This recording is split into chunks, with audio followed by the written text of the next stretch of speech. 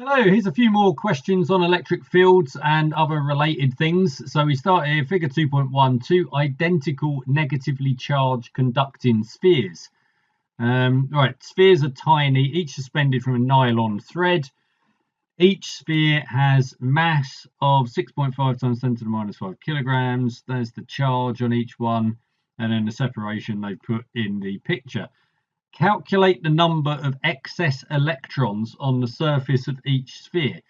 So if we've got, where's our charge? So 2.8 times 10 to the minus 9 coulombs, and we've got 1.6 times 10 to the minus 19 coulombs on each electron. So we divide those through 1.6 into 2.8. So what's that? 1.75, 1 3/4. Yeah, 1.75 times 10 to the 10. That's going to be so 1.8 times 10 to the 10 to two significant figures. Right, calculate the repulsive electrical force acting on each sphere. Right, so this is Coulomb's law. So we've got our QQ over 4 pi epsilon 0 r squared. So the Q is this, so we need to square that. So we're already into calculator territory here. So 2.8 times 10 to the minus 9, we need to square, then divide by 4 pi, multiplied by epsilon 0, which is 8.85 times 10 to the minus 12. And then we need to multiply that by the separation squared. So that is 0.02 squared. Yeah, this is very much a calculator jobby on this. And there's a lot to type in, rather annoyingly. It's going to come out at 1.76 times 10 to the minus 4, which is 1.8 times 10 to the minus 4 newtons, two significant figures. Part C, each sphere is in equilibrium and experiences three forces. One of the forces acting on each sphere is the electrical force. State the other two forces. Right, so we've got weight and we've got tension in the nylon string, the nylon thread. So weight, tension. So we just had to state, yep, so we didn't have to do any more there. Use your knowledge of vectors to determine the angle theta made by each thread with the vertical. Right, fairly standard mechanics question. So we've got, so what we're really doing, we're saying there we've got T, there we've got mg. I know we know what m, well, and g are. We've got F going that way. So we're just going to be resolving these vertically and horizontally to say that T sine theta, oops, I've drawn my force the wrong way because they're repelling each other, aren't they? They're negative, both negative charges, so they're repelling. The force is going outwards, not inwards. So we got T sine theta is equal to F, and we've got that T cos theta is equal to mg. So that's our horizontal, that's our vertical. Divide one by the other, get rid of the t's. So we're going to have tan theta is equal to F over mg. And then we just need to take that value of m, 9.81 for g, type it all into the calculator as I'm doing at the moment. And then, oh yeah, make sure that we've got it in degrees on the way. Well, it doesn't actually say it has to be in degrees, but yeah, I'm going to do it in degrees anyway. And we get 15, this is just for theta, not for tan theta, 15.43 degrees, which is 15 degrees for two significant figures. Right, okay, so that was just some fairly standard calculations. Is there more of it? No, that's the end of that question. Right, so define electric field strength. That is the force per unit positive charge. Force per unit positive charge. You don't need to put in the positive bit, I don't think. Usually they leave that as optional in the mark schemes. Force per unit charge is fine, you know, E equals F over Q. We're just turning that into words. Part B. Figure 3.1 shows two horizontal parallel metal plates, A and B. Potential difference across the plates is 3.4 kilovolts, so put that in the picture. Got a uniform electric field between the plates. Draw at least 6 lines to represent the electric field between the plates. Right, so we want to get these as vertical as possible.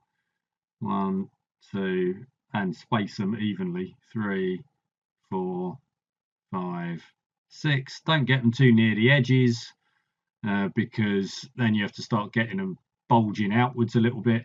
Then you want to draw in the lines which are going from the positive to the negative, the higher value to the lower value. So drawing upwards. But you want to try and get all of these 90 degrees touching both plates. And that's fine. There must be more to this one. And there is. A beam of electrons enters between the plates at right angles to the electric field. Okay, the horizontal velocity of the electrons is 4 times 10 to the 7 meters per second.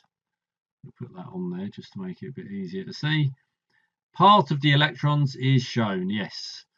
Horizontal length of the plate, 0.08 meters. That's in the picture.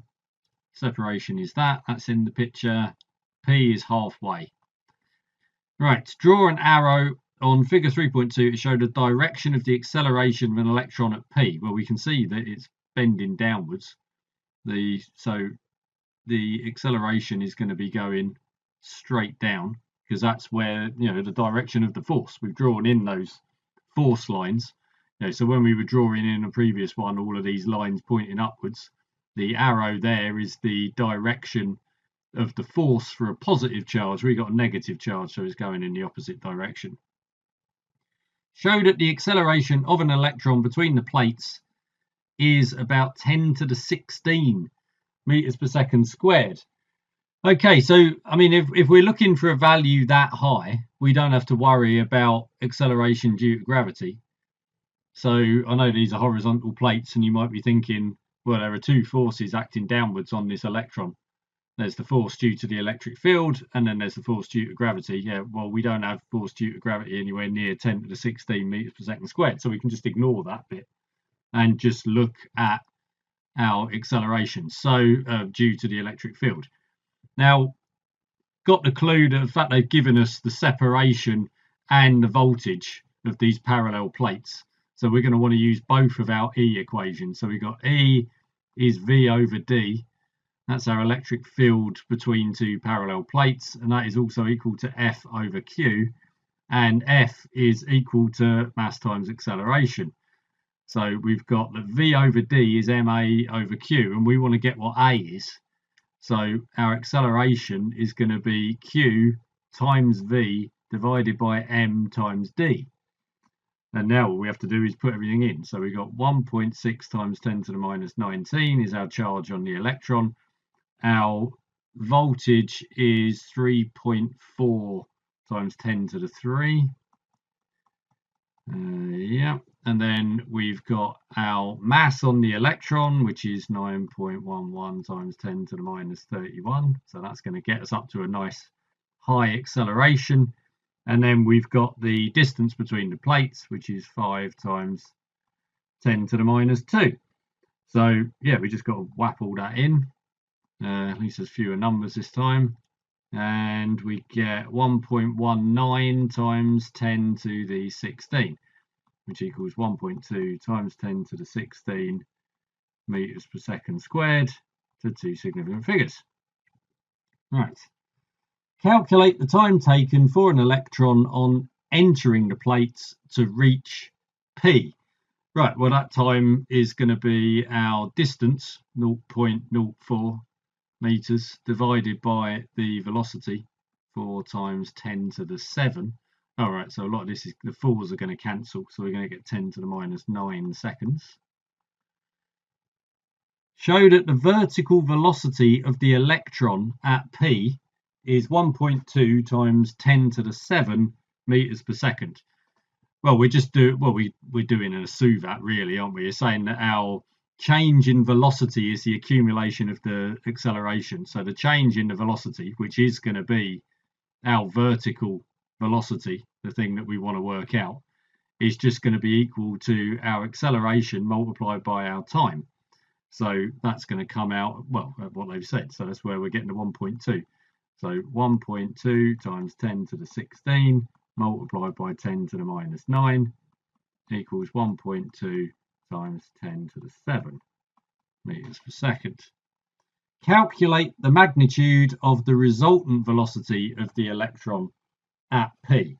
So we've got 4 times 10 to the 7, we've got a 1.2 times 10 to the 7. So we're going to have our resultant velocity at P is going to be equal to the square root of 4 squared plus 1.2 squared, all multiplied by 10 to the 7, because that's just going to square and square root itself, which comes out at 4.176 times 10 to the 7. So 4.2 times 10 to the 7 meters per second. Right, I'm beginning to encroach on this graph space that we're going to need in a moment. Calculate the kinetic energy of the electron at P. Right, that doesn't take very much, does it? So the kinetic energy is a half mv squared. So a half times 9.11 times 10 to the minus 31 multiplied by our, what do we have, 4.2 times 10 to the 7 over here squared. So 4.2 squared times 10 to the power of 14, which is 8.0 times 10 to the minus 16.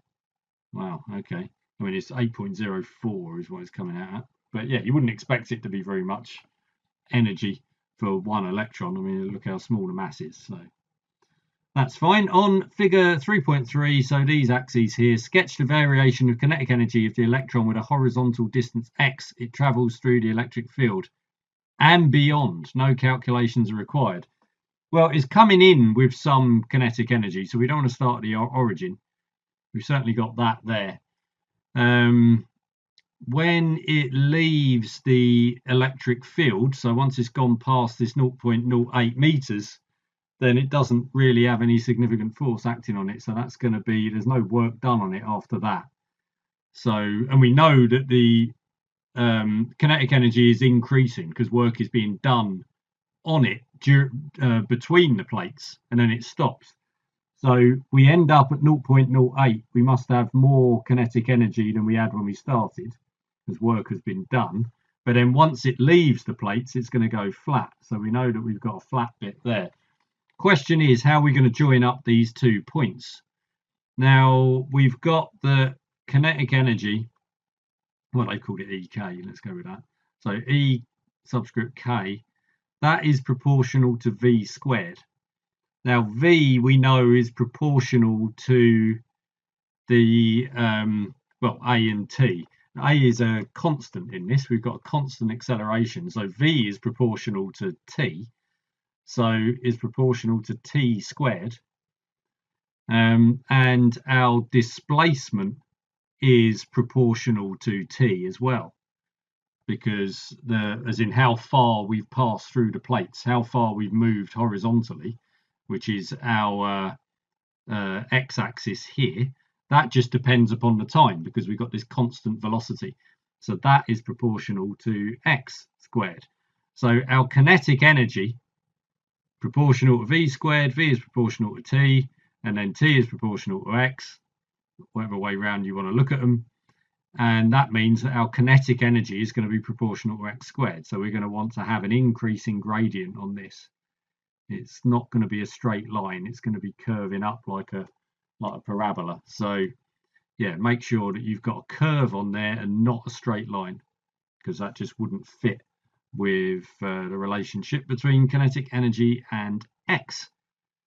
Right, yeah, so that's the last part of that question. What have we got? We got one more, I think. Yeah, here we go. So a small charged metal sphere A hung from an insulating string. Charge on A is 5 nanocoulombs. That's in the picture. And then we've got an insulated rod B is put near to it, pulls the oh yeah, they're opposite charges, right? So we've got a positive charge, we've got a negative charge. That's in the picture. That separation's in the picture. Right, this is all fine. Determine the magnitude and direction of the electric field strength at the midpoint between the two charged spheres. Right, so we're going for midpoint there. So we've got that our E is F over Q. Now we can get our F's from Coulomb's law, and that's going to cancel the Q. Now remember what we're doing here with the electric field strength. We're detaching, we're abstracting away from a particular charge that's put inside the inside the electric field. We're just saying it's per unit positive charge. So we want to say what direction, because we've got to give magnitude and direction. So what direction is a positive charge going to move in? It's going to move away from the positive charge at A and towards the negative charge at B. So we know the direction is to the left. And now we just have to do our Coulomb's law, but we're dividing out one of the charges. So we can have, so rather than QQ over 4 pi epsilon 0 r squared, we've just got these individual charges. So we're going to have a 4 times 10 to the minus 9 over 4 pi epsilon 0, and then, well, half of this distance, so 3.5 over 2 times 10 to the minus 2 squared. And then we're going to have another force that we're going to add on, which has got the same denominator, so we just stick it in the same fraction. So then we add on the 5 times 10 to the minus 9 over the same denominator. So it's 2 lots of Coulomb's law with the charge divided out, because that's the whole point of doing electric field strength. It's per unit charge. So yeah, we just need to stick all that in using our 8.85 times 10 to the minus 12 for epsilon 0. And that is giving 2.642 times 10 to the 1, 2, 3, 4, 5, which is 2.6 times 10 to the 5 newtons per coulomb to two significant figures. Show that the electric force on A is 1.5 times 10 to the minus 4. That's, we're doing another Coulomb's law calculation. So yeah, we've got to multiply these two things together, which is going to give us 20 times 10 to the minus 18. So 2 times 10 to the minus 17. And then 4 pi epsilon 0. And now we're using the full separation, 3.5. Let's say 3.5 squared times 10 to the minus 4. Just square the power already. And just tapping all of that away, 1.468 times 10 to the minus 4, 1.5 times 10 to the minus 4 newtons, which is what they wanted. The mass of sphere A is that. We're resolving vectors again. Right, this is exactly the same as we had in the last one. So nothing's changed here. We're saying that t sine theta is equal to f, and that t cos theta is equal to mg. So combining those, this is identical. Tan theta is f over mg. There's our f. And then, well, actually, let's use that one as the f before it was rounded. And then divide that by, here's the mass, and g. And that's going to give us tan theta. Inversing that. So let's just inverse it and say, well, theta then is 18.394 degrees, which is 18 degrees, two significant figures. Right, I do like that. I mean, if you're doing A-level maths as well, I mean, this is just standard mechanics, really, with a different equation for how you work out F. So, but yeah, if you're not doing A-level maths, then you may be a little less familiar with that sort of approach. But it comes up a lot. And it's not that tricky to do, is it? You're just resolving in 2 dimensions and then dividing out, so you get rid of t. Right, they were calculation heavy questions, but there are a couple of bits in there that are interesting, I suppose, like that drawing the kinetic energy graph. That was quite a nice one. But yeah, these are just heavy on the calculator.